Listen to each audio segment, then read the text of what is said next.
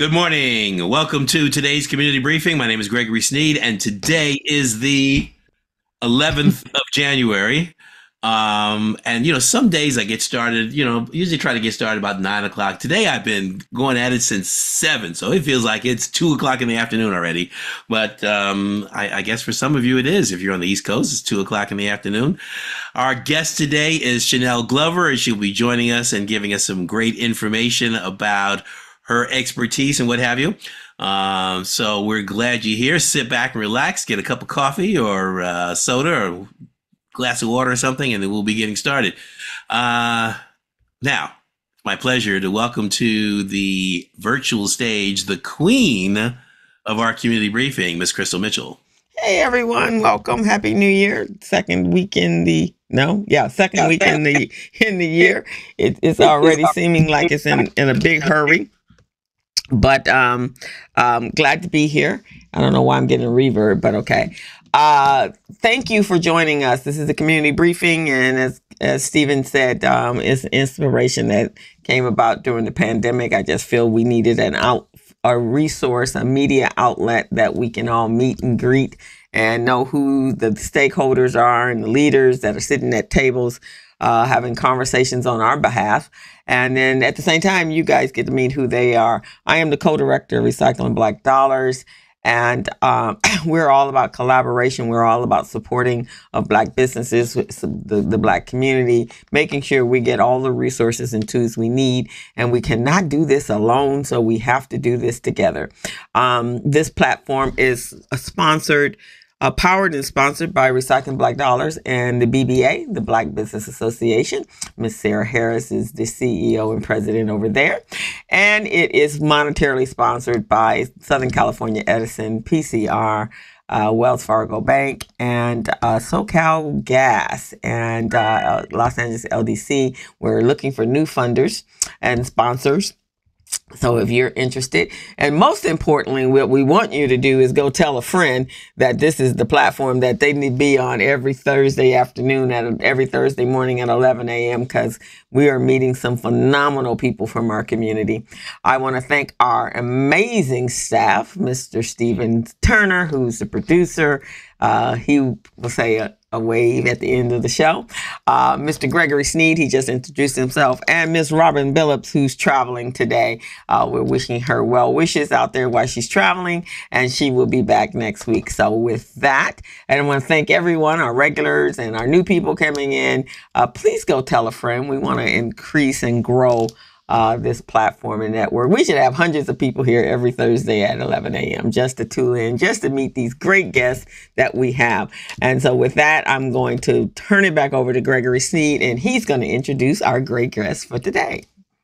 Yes, thanks. And I just got breaking news from Sarah Harris. She has a commission. I can't hear you. Can you hear me now?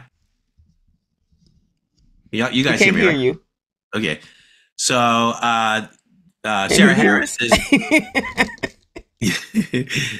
So I think Crystal's what's happening? Audio has gone. So let's mute her for a moment while she gets that together. All right.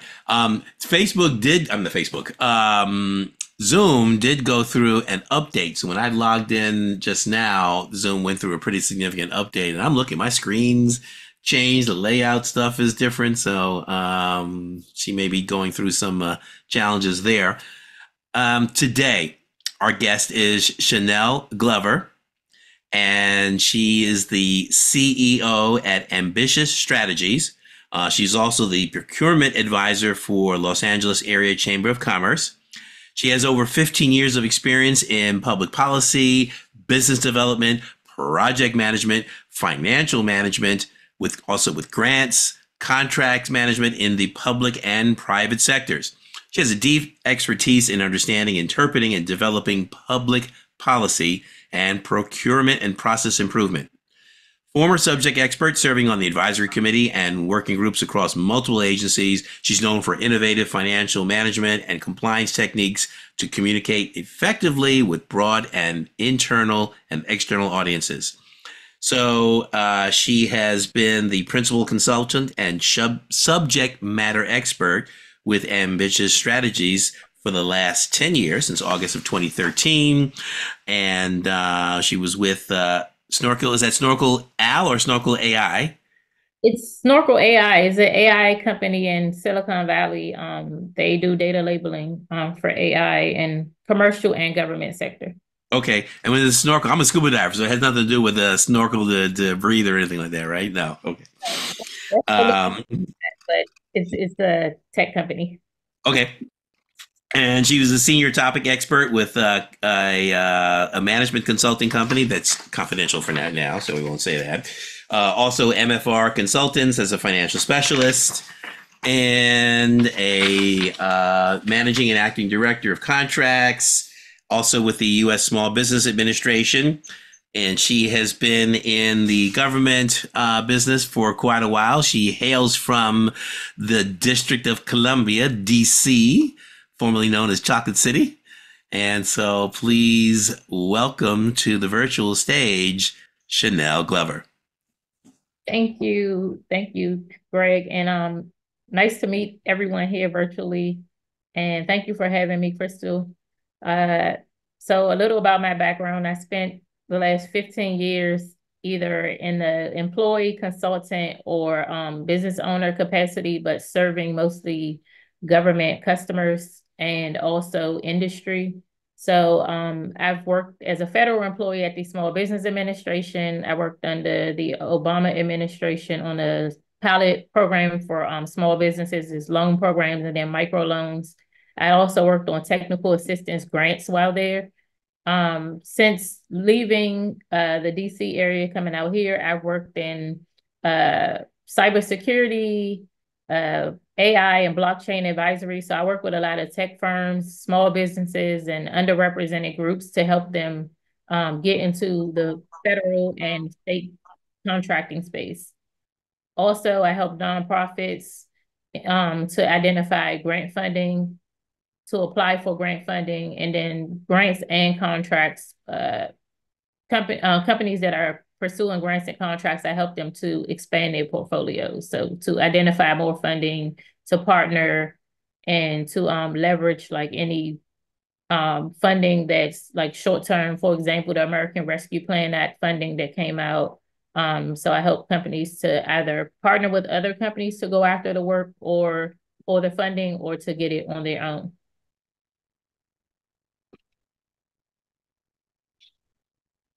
Does anyone questions before? Because I was just going to jump into like the opportunities that are available for around government contracting. I would jump right into it. Go for it. Okay. So the federal government, each year they make over 600 billion in federal contracts, and it's close to that amount, or if it doesn't exceed the same amount in the where it comes to like grant funding. So I help companies and businesses and entrepreneurs to identify these opportunities. So on federal government contracts, pretty much you can go and sell the federal government services, products, and pretty much they buy all types of things. But I go in and I find out what they're buying, how they're buying it, because they also have certain ways they buy. They buy open competition. That would be things that are like on SAM.gov. Then they have schedules where they buy from companies that are already vetted. They have to go through a process where they get on like GSA or agency schedules. And then some things are like through the 8A program or WASB, which is like the Women-Owned Small Business or Service Disabled Veteran-Owned Company certs. These are certifications that allow for you to get access to contract vehicles, or have competition only with companies that are within your same eligibility criteria, the criteria that they have to meet. So like with the 8A program, a lot of Black, Latino, small and disadvantaged businesses have been able to scale in federal with that program. And then you have the minority business enterprise certification that's for state and local, and then some private entities that allows for minority businesses to get access to contracts and preference in some cases. Also, then you have the Women-Owned Small Business Contracting Program through the SBA, HubZone. So I help companies to identify the certifications that's best suited for them, apply to those, and then use the certifications as a tool, because there's also a misconception that once you get a certification, you're going to get handed a contract. That's not true. In most cases, you have to build out a strategy, get target customers or partner. I strongly encourage like small businesses and people who are new to the space to partner, leverage the subcontracting opportunities. You can even be kind of like a consultant, a subject matter expert. And I've done all those things, so I would not recommend something that I don't know, works.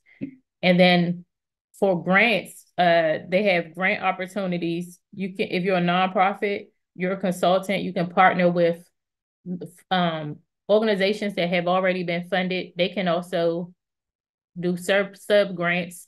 So you can take advantage of that as a business.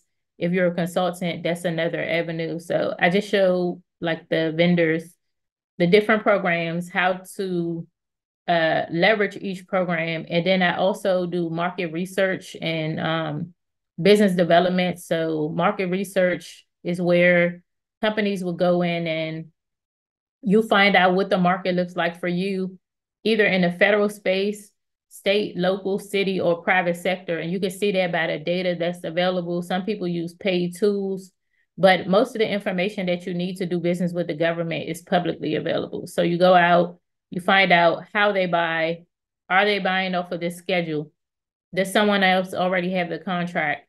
What criteria do you need to meet? Are there any special requirements? And then another thing, I encourage companies to look at the federal government as not just like one large entity as an agency. You look at all their departments as its own agency. And the reason why, because they all have something unique about them. Even within programs and departments, one department can have 40 programs and they'll operate differently or have some special clauses or special provisions, because each one has its own legislative language and regulations that's attached to it. So I pretty much help companies navigate that. Also, in that role, I do that as a business, but also as the procurement advisor for LA Area Chamber of Commerce. Same thing, mentor companies in business development, marketing, how to scale, how to partner, how to posture a proposal, proposal writing tips. We review proposals. We provide information around business management, what are the things that are required that the government look for within your business as far as operations, the qualifications of people. Federal government, you have to think about like security clearances and different administrative requirements. So we help businesses to posture and be ready to do business with the government, because sometimes companies get opportunities and they're not ready. They think they're ready. You may be able to do the work, but you have to have all the requirements. They have to have the checkbox and, be ready to hit the ground running, or they cannot award in some cases. So that's what my job is, to help companies prepare for that and to also mentor them throughout the process, to help them with compliance, if they run into any issues, to help them to scale it also. So that would be where we help them to capture work, but also to maintain the work, because you can get a contract, but the goal is to keep the contract and then to expand your portfolio. So you want to get your contract, learn your customer. And this is why I don't recommend that companies go after every single opportunity they see, because if you don't learn your customer, it's hard for you to scale. And I would always recommend for you to try to scale with your current customers, because they will market for you pretty much.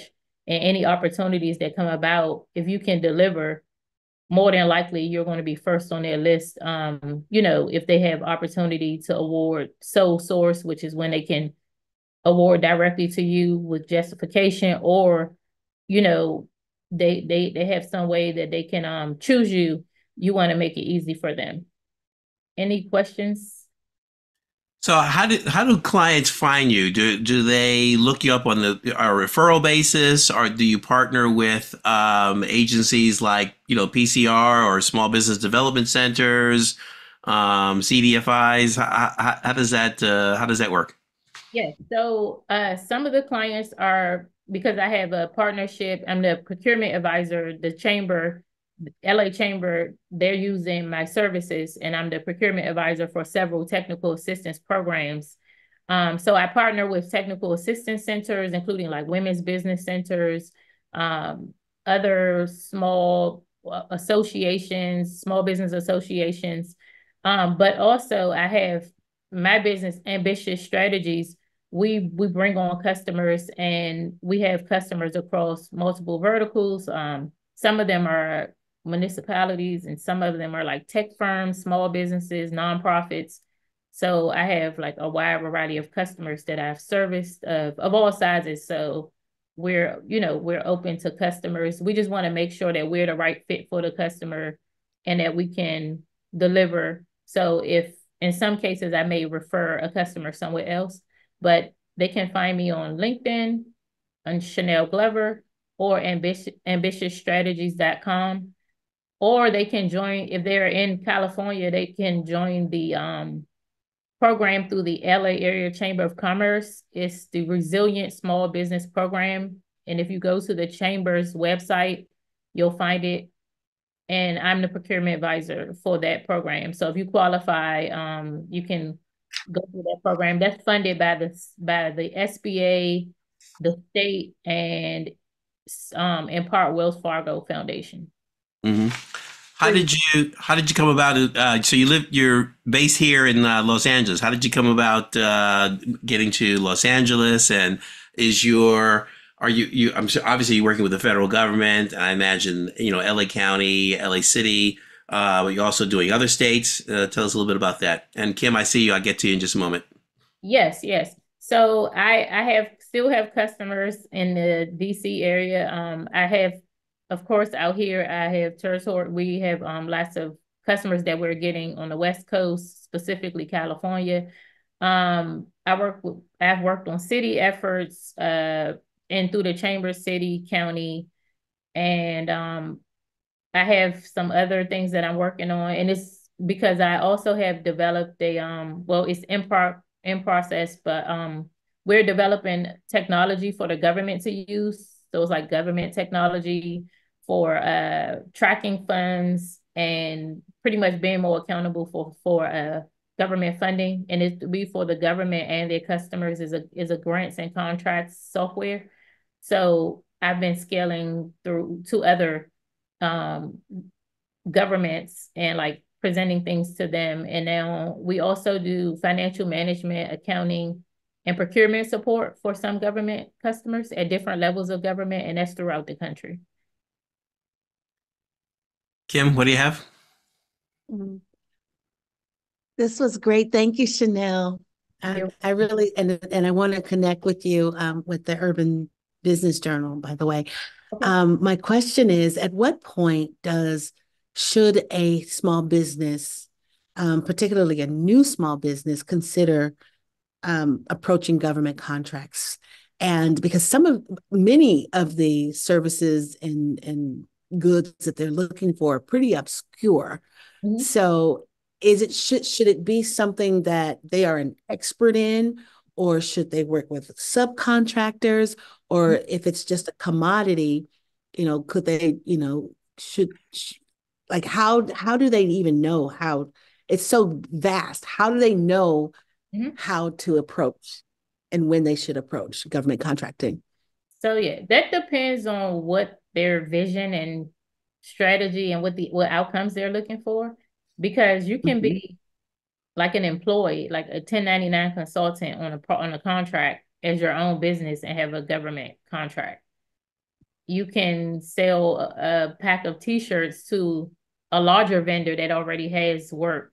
So it depends on what that company, what their vision and where they want to be. Do they want to subcontract? Um, do they have the back office? Do they have the necessary things in their back office to be able to execute and maintain a government contract. So like some companies, they may have all the technical qualifications or the products, but they don't have the administrative requirements or staff.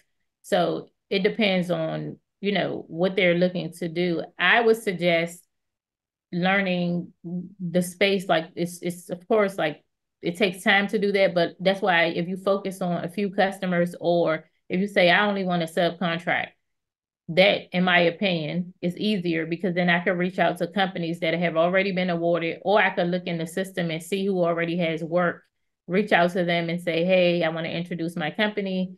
We have these services or products, and we see that you already have, government customers. Are you looking for partners? Or you can go and get like smaller acquisitions. You can introduce yourself to the agency, small business reps. You can introduce yourself to the contracts officer or that program. You can actually reach out to the government and talk to the people in these offices. And a lot of people don't take advantage of that. You can reach out, do an intro. As long as there's not an active bid or they don't have any restrictions, you can introduce your services or your product to government customers. I also encourage companies to go out to events. Most of the time, when you go out to the different events, you meet so many people. When you go out, make sure you have a vision of like who you want to meet with and why. Find out who's there before you go. And then have a pitch. And then some companies, because I do a lot of demos and introductions, they don't know how to read the room and find out like where they fit in or what to say. When you get in front of a government buyer, if they are interested in a different service that you offer, or they're taking the conversation somewhere else, don't force the sale. Like go along with, whatever that customer is looking for, because many people going to work with people that they like working with, or that they like outside of just the service or product. That's just the reality. It's a people-driven industry. That's not talked about enough, is that many companies who are successful in government contracting have built trust with that customer, or they have like long-term relationships. Not saying that new companies can't get in, but the trust is, can you deliver? Will you deliver? Anyone can write a good proposal. You get in, you deliver, and then they'll come to you. So how does your firm get, thank you, how does your firm get paid? Does the contracting agencies pay you, or someone gets referred, like someone has a business and they're coming through the Chamber of Commerce? Are they paying on an hourly rate? Is it a package fee? How does that work? So for the Chamber of Commerce and any technical assistance center that I have an agreement with already, those services are paid for by grant or contract funding that's already funded by government or private partnerships. So if you come through the chamber, you're registering for a program that's already funded on behalf of the citizens and constituents of California or the county or cities, and that is paid for by grant funding.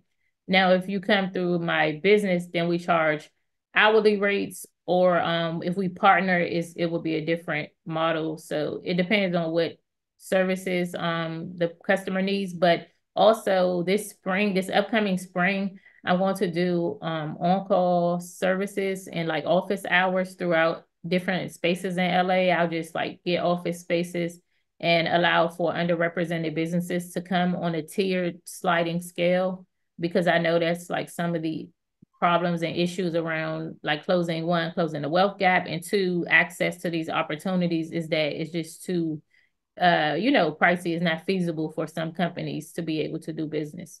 Mm-hmm. And do you assist like with them generating capability statements or walking them through, for example, with the city of LA, they have RAMP. I forget what it stands for, but get that. Just even, I did that trying to navigate through that process. Thanks to the good folks at PCR and SBDC to guide you through the process. Because once you kind of know the clicks and to go through, trying to navigate it on your own is tough. But once you've done it 15, 25, 50 times, 100 times, it's like, okay, click this, click that, and some of the shortcuts. So Yeah. how does that work? Yes, so we help with certifications, responding to, actually we help in strategy, developing a strategy to respond to bids, because besides getting certified, you also need to be able to get the work, because I know many companies that have lots of certifications and unfortunately they have not gotten any work. So you don't want to spend too much time on the certs. So we help people to identify which certs are best for them based on, either they're going to do business with the county, the city, the state. Another thing, many of the certifications are not transferable. So you really need to be strategic in which certifications you're going to go after, and go look at the past awards against those certifications. Like how many dollars went to women or minorities, or for your next code, how many dollars have went to your line of work, your product, for those certifications, and or are there plans to award more? So you pretty much, it comes down to, you need to follow the money in this whole process. So we help companies to, yes, go through the certification process, but after you get your certifications that we've identified that you need, now you need to get work. So do you partner? You go out there and look and see, okay, I can reach out to these 5 companies, see, see if they have work for me to do. I can go down, so we help companies in how to introduce themselves to the agencies. What events should you be at? Because many of these opportunities happen with people partnering or meeting, introducing people in person.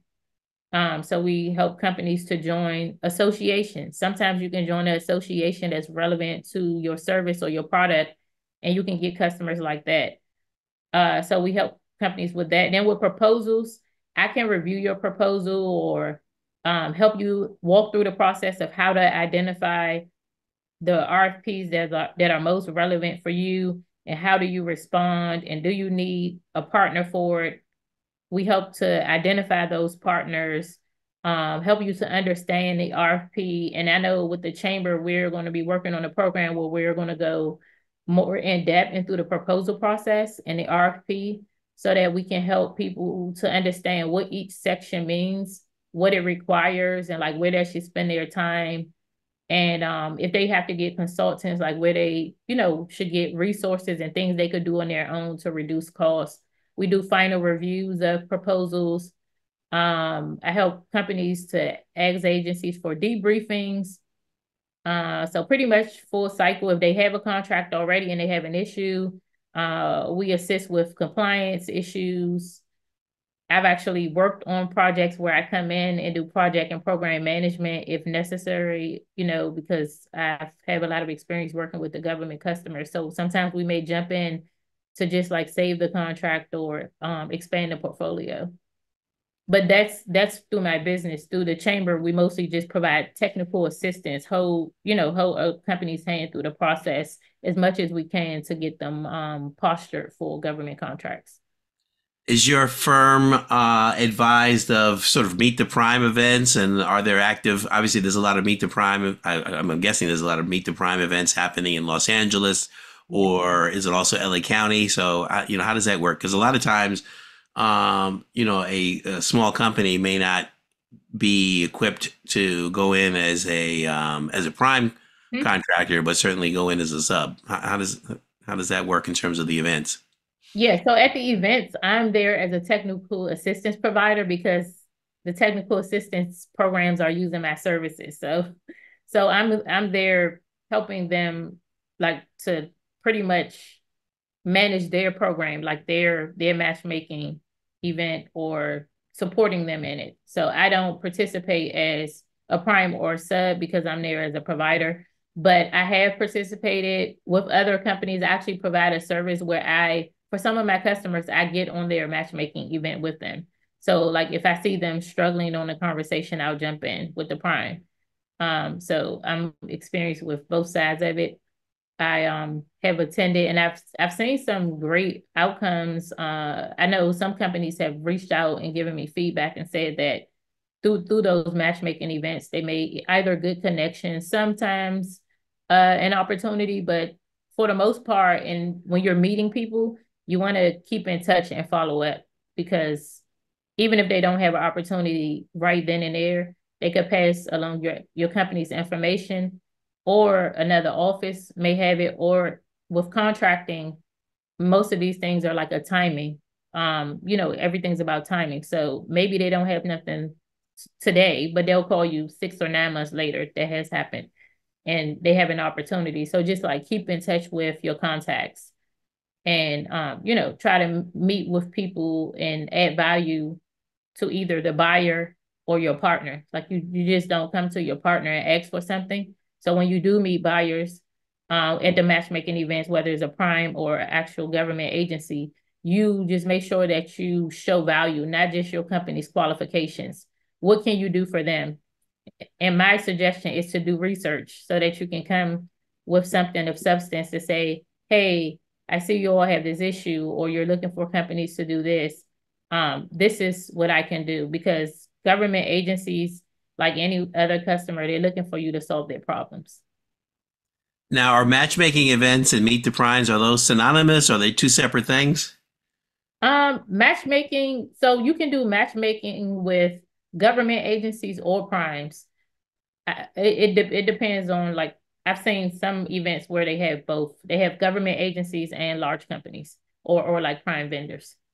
And then is Ambitious Strategies sort of a hub where you guys maintain a calendar of events that are things like, so someone contacts you and say, hey, I'm in this field, what's coming up, within the next 2-3 months, or this week or this month, that might be of value to that, to that firm or that company. Yeah, so I can do that ad hoc for customers that are a part of the technical assistance program, but for my customers that are part of my business, like we do that as like that's a part of the services. We're going to keep you in a loop with events, because you need to make contact, and that's a part of our strategy is proximity to the buyer. Mm-hmm. Kim, you have another question? Are hub zones still a thing? Historically underutilized business districts zones? Yes. So what I would suggest for anyone interested in Hub Zone or 8A or women-owned small business service disabled opportunities is to go out, and for federal, you would check like sam.gov or usaspending.gov. State and local, you can go and look at their procurement sites.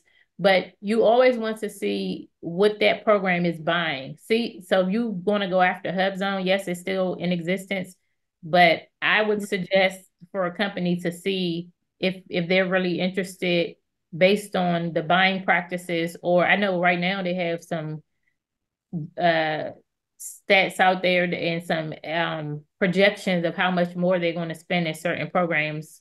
And if they, for example, have not spent with women or certain zip codes, like you can reach out to them and say, hey, introduce yourself, your company, you do this, and you see that they haven't met, like, for example, their women own small business goals or their Hub Zone goals, and you want to introduce your company. But also pay attention to how the government buys. So if you see a program and they're not buying, you can either reach out to them, but I wouldn't waste time on certain, certifications and programs if you don't see like the buying pattern, or they don't have any policy or vision out there, any strategy that says that they're going to do buy in that category. Are agencies beginning to do sort of, I would call it qualitative evaluation of bids? Who's going to be the best contractor to get the job done, or is it still focused on lowest bid? I see agencies getting away from lowest bid, because I've also been a contractor for a very long time, and I've been able to work like up to the executive level in agencies. I know that they know that that's a problem, like just from customers I work with. And I see where agencies, and even because I like monitor the buying habits and I get to see the trends, I can see where agencies are spending money when they need to, and choosing a company to get the job done. Because, for example, some bids, you will want a small business to get access, But if it's too complex for even some large businesses fail at it too. But you want to get the right company, or else you're going to keep buying the service, and then they have to explain to like legislators why they're wasting money. And I That see happens. yes, yes. So, you know, I in recent years, I would say in the last 5 years, I've seen where companies that I know have higher rates, they're getting work because look, they just need to get the job done, or they need to reduce the risk of, fraud, waste, abuse. They're starting to pay more attention. I know some agencies that are still failing at it as well, but I guess they'll eventually come up to speed. Yeah, because the whole concept of lowest bid, if you've got parity and they're all providing the same thing, I guess that has advantages. But I was doing some electrical work at the house, right? It was a big project, and I had 6 electricians to kind of bid on the, and they all kind of came within the same. There was one that was very high, and a bunch of them were clumped together, and there was one that came in low. And the temptation is to go with the lowest, but he was so significantly lower. It's like, okay, what corners is he cutting in order to get there? But the government process has been to go with lowest bid.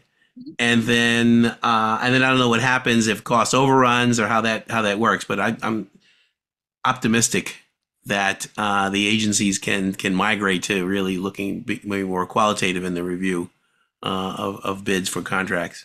Yeah, I know for federal, I know I pay closer attention to federal, so I know for federal, some of those companies, many of the companies, they're coming in at market rates, and they're using their services because, again, like for a long time, that was something that they did, and I think they can see the waste. And then, like, even with the timing, you spend 10 years trying to do something that another company could have done in like 1 or 2 years. Like, I've seen that happen on contracts.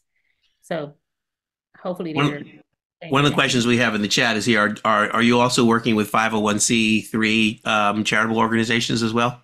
Yes, yes. So we work with nonprofits. We work with companies that are seeking certification and helping them to get fiscal sponsors and identify funds that maybe they don't need the certification, which I see is there's an increase in those type of opportunities under the Biden-Harris administration. But I don't know how long that will be, a thing, because, the administration priorities may be the reason why you're seeing an increase in community-based funding. Right. Before we migrate over to the grant side, is anything else on the contracting side that you would like to add that we may have left out? Just to look at opportunities at each level of government, because sometimes you may be going after the federal or state, the larger pot of money, but you can find opportunities that are easier to manage, and then also maybe easier to access at the state, local level. So go, and then each government agency and level of government, they have all those different websites. So you need to make sure you register and check the opportunities at each website. You're not going to find all these opportunities in one place. So your city, your state, counties, and you can do business as long as you register throughout the country. And if it doesn't prohibit it, and then also take advantage of local certifications. So there's some governments that have like local business certifications that give you a preference if you're a local business. Let's migrate over to grants, and Crystal, that's right up your alley. So yeah, I didn't know that nonprofit. Thank you. I didn't know nonprofits could actually apply for contracts with federal government. But before I get there, first of all, can you tell us, so, within our space, and we know about some of the other chambers, but so when does the Los Angeles Area Chamber actually meet? What is the membership? And it appears that because networking is a major part of contracting for everybody. I don't care where you are. But if you don't know who the players are, they don't know who you are, then they tend to keep going with the same bids over and over and over again. So how do you guys, I know we talked about Meet the Primes, but I would imagine it's more beneficial if you're a member of the chamber to really get integrated in that network. So how does that work, Chanel?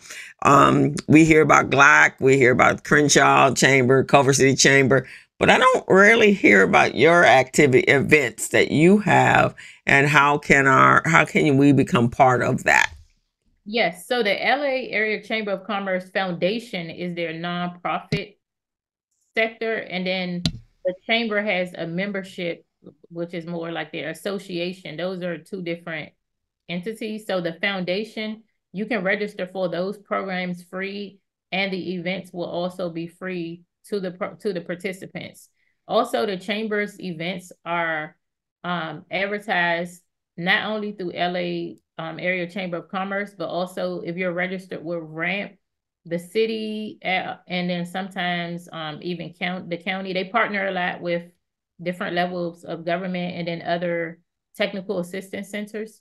So if you go to the, if you register for LA Area Chamber of Commerce as a resilient small business under the programs, you'll get these emails, but also the chamber has a membership where you get access to all the other events that they're having and networking.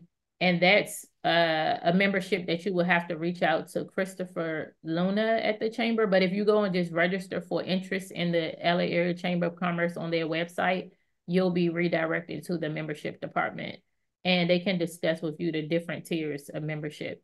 But for the foundation, the LA Area Chamber of Commerce Foundation, those programs are already funded by technical assistance dollars. Oh, okay. And so talk a little bit, because I know Kim's face lit up when you talked about, because that's her space. Most of everyone in her space are nonprofits. She does leadership training. So how does that work? And then John, we'll get to you. You have a question. How does that work?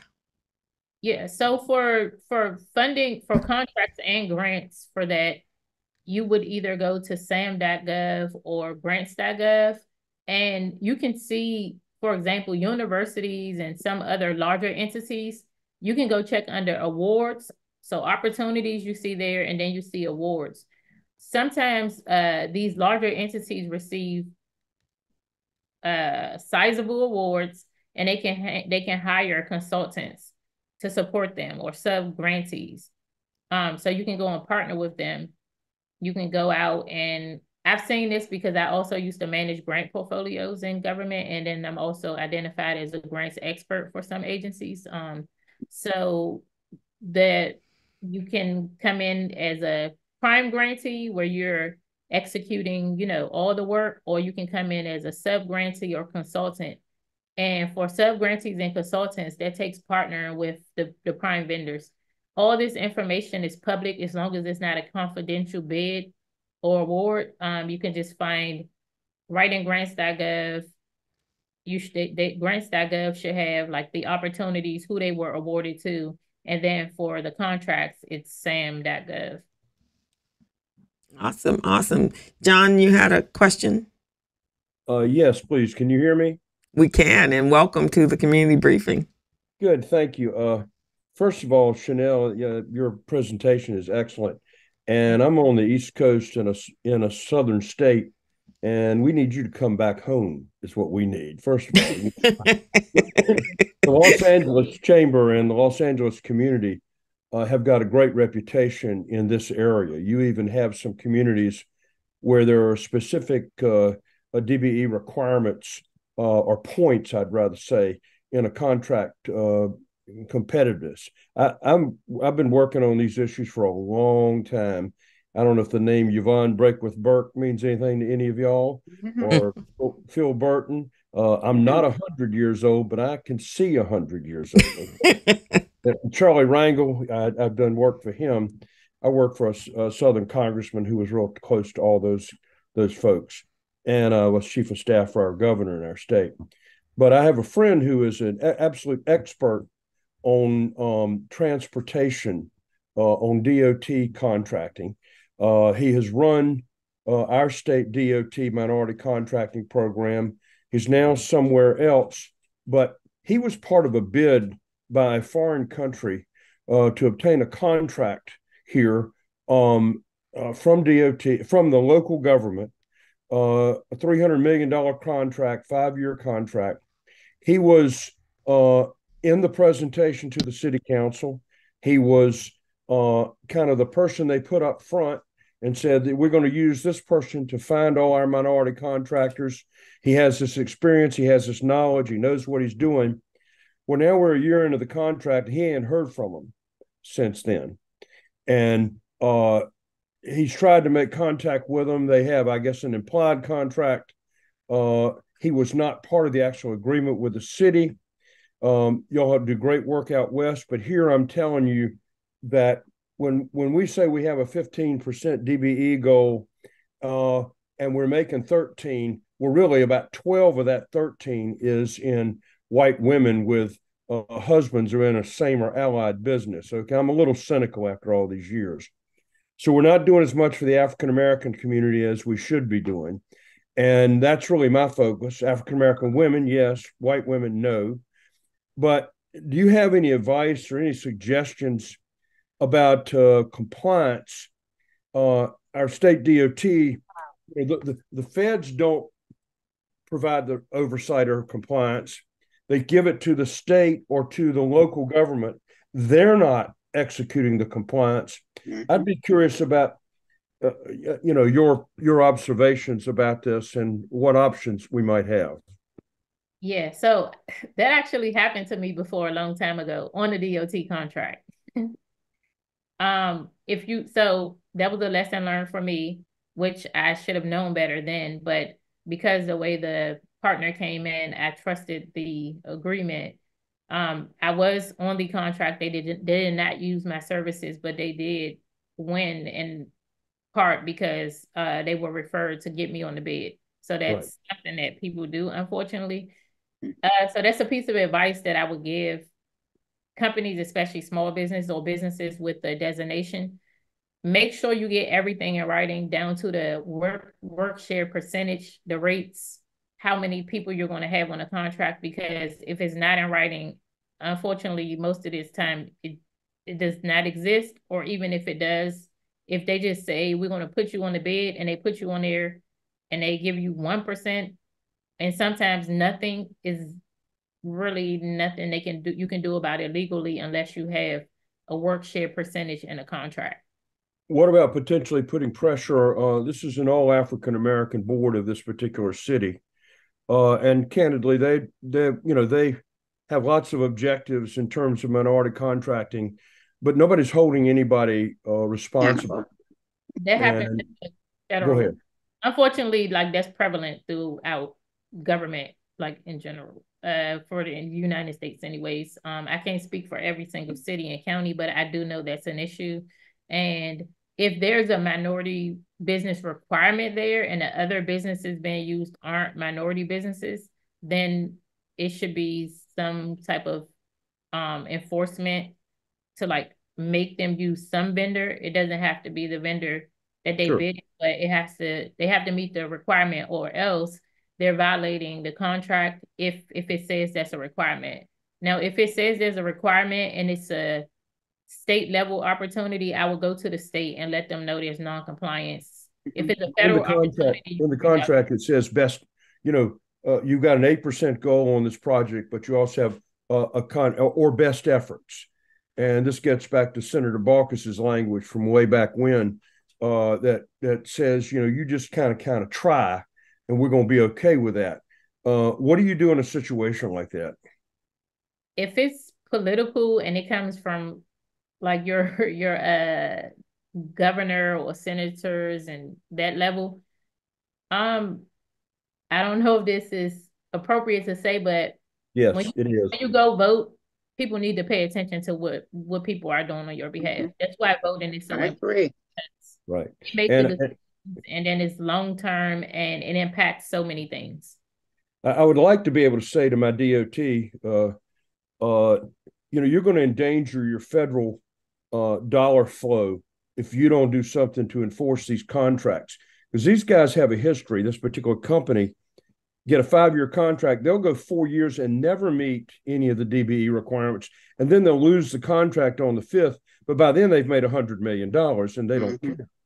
Yeah. So it needs to be some type of compliance metrics there where they come in, and if it's federal dollars, I would report up, because is a requirement. Like, and if it's a legislative requirement, they have to do it. If it's regulation attached to it, I would. Well, it says that, but then again, it says our best efforts, and they put that in these contracts. So use the data. Use the data. Go to your congressional writing. Go to the hearing and put it in front of them. Be persistent. Put it in writing over and over again. If you have to, write to the White House. Like, that's what leaders are there for. You have to, like, make them do things sometimes, because if it's a requirement there, then they need to be meeting that requirement, because as long as everyone ignores it, then the same things just keep happening. You're spot on. Thank you very much for the answer to that question. You're welcome. I have a comment. You were chomping at the bit. I was coming to you. Who, me? Are you talking to me? Yes. Thank you, Chanel. You were wonderful. Everything you said is right on. I work for the SBA.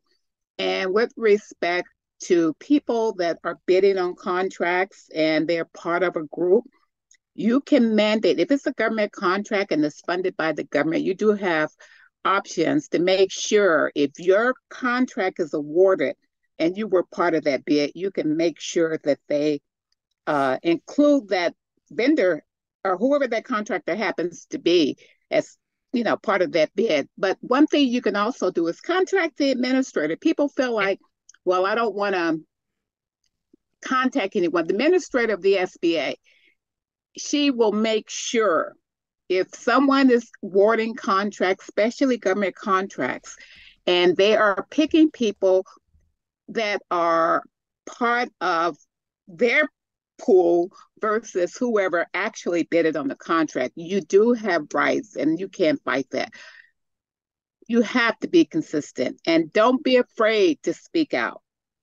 I just went on a bid I think before the end of the year with the airport. There were 6 of us on a panel, 8 of us on a panel. There were also 8 people that interviewed us.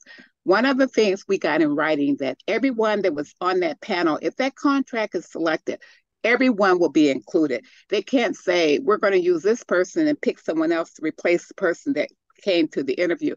If you don't speak out, you will not get what you want. You have to be qualified, and if they use your bid to get that contract, make sure it's enforced. You have the right to do that. Yeah. So now I would love to work with you. Please, I want to get your information. I'll put my LinkedIn in the chat, and then also my thank you.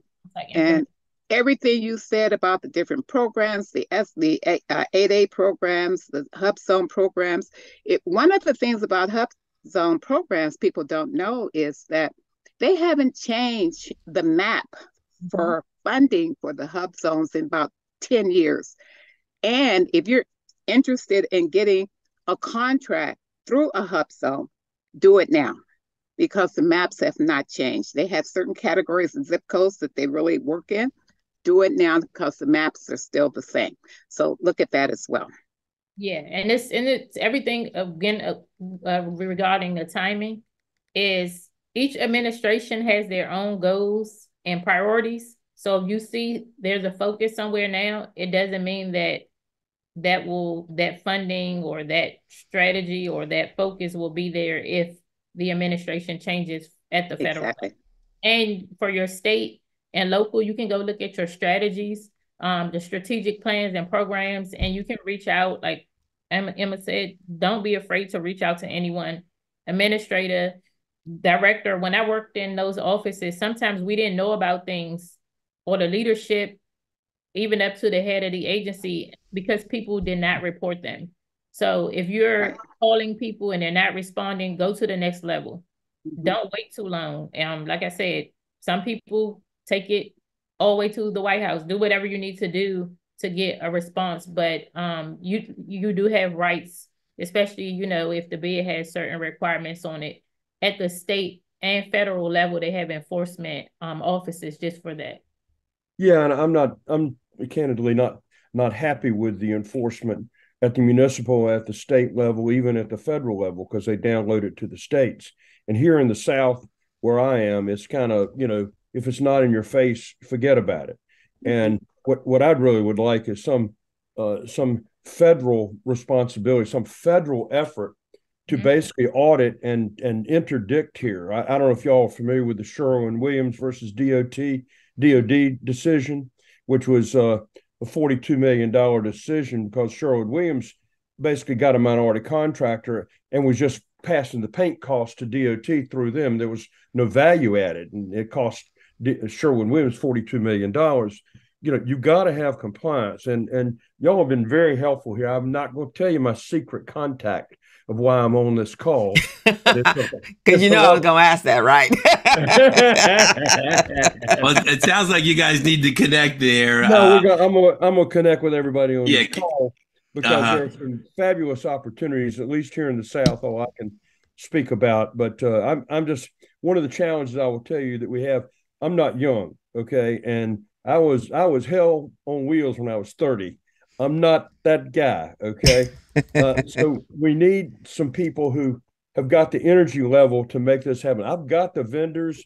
I got people that can do the work with minority contractors and minority contractors. One of my clients has the cleanup of debris in Houston, and in that contract, they negotiated all the things you were talking about, Emma, all the positions, and that's what won them the contract because they had the strongest African-American representation in the contract of anybody bidding on it. And that was the point of differentiation. In the South, there's no preference for doing that, and we've got to develop that. Now, this is a job I could do until I was 125, but you got to start somewhere. And he wants you to come back to the South, right? Yeah, they have freaking I got. Hey, John, we gotta move forward. You guys can connect a little bit. Chanel, give us a 30 or 60-second commercial about your boot camp coming up. Oh, so for the boot camp, we'll be reviewing RFPs, walking through the proposal process, and how to respond to a federal and state RFP. What's important and what are things that you can save for later? So like what should you focus on in the RFP and what it means to you, what each section means to you, especially pricing and the technical sections. Ooh, awesome. We put your website in the chat there so folks can grab a hold of it. And next week we have Mr. Foster, Jerry Foster. Is that right? Jerry George Frazier. George Frazier, Dr. Frazier, my buddy. Jerry Foster, yeah, different guy. Jerry Frazier, and he's an outstanding speaker. If you guys are familiar with him and the Frazier Net, he does a lot of programs, and he also has been around for a little while. He's not as they say, a spring chicken. So I think he's in the Midwest somewhere, Cleveland or something. So Ohio. Yeah, he's from Cleveland, Ohio. I've gone to a number of his power network. I come back feeling like I've been to Wakanda. Dr. Frazier is amazing. In fact, John, you might want to pop back in next week because that man is dynamic and he has an amazing connection across the country. And I think it's power in numbers and voices, and it cannot be done with one. It has to be done with multiples. I do applaud you for supporting minority contracts for Black and Brown individuals. Yes. That's not something that happens too much in this climate that we're in today. So thank you. And thank you for joining us today. And please come back. Chanel, wow. Thank you. That's what we like. That's the community briefing. It's about that inside to tap. We need to know what's going on the inside. And that's the purpose of this platform, is to provide information to our small business community that don't have access to it. So we do appreciate you and thank you, and continue to do the phenomenal work you're doing.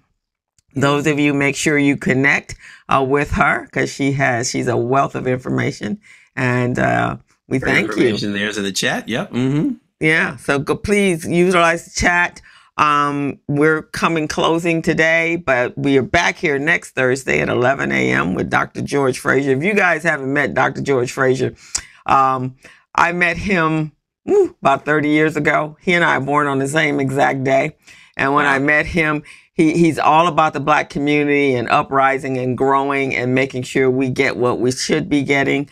When I first met George, I told him, he spoke so kindly.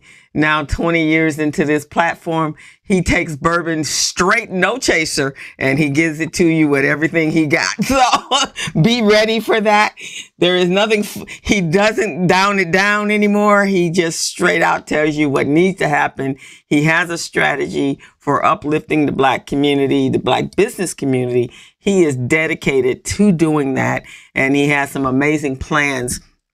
And if you get an opportunity to go to his Power Network, you really should go. It's the most phenomenal 4 days, 95 hours that you will ever spend in your life. So with that, I want to thank you guys all for being here.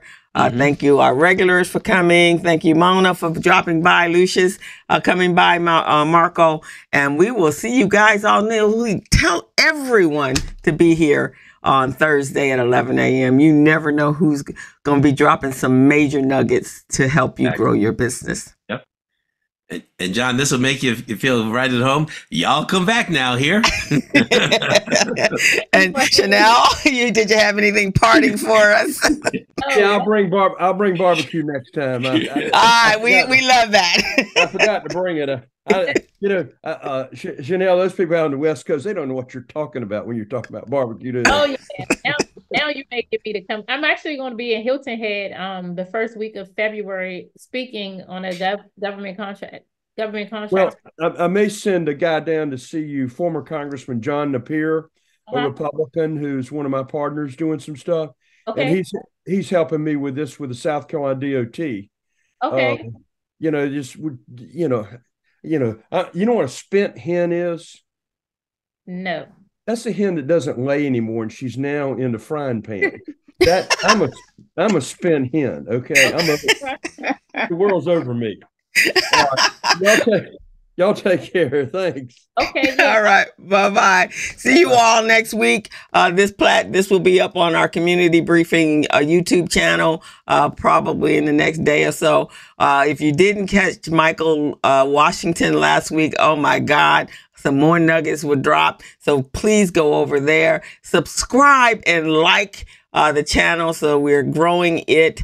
We're looking to monetize this year in 2024, the community briefing. So that's going to be one of the ways we do it. So we need your help to do that. This is our network, and this is our platform for receiving just priceless information that can help us prosper and be better and to grow our businesses and our communities. It's for the babies, guys. That's why I do what I do. It's for the babies, for the future.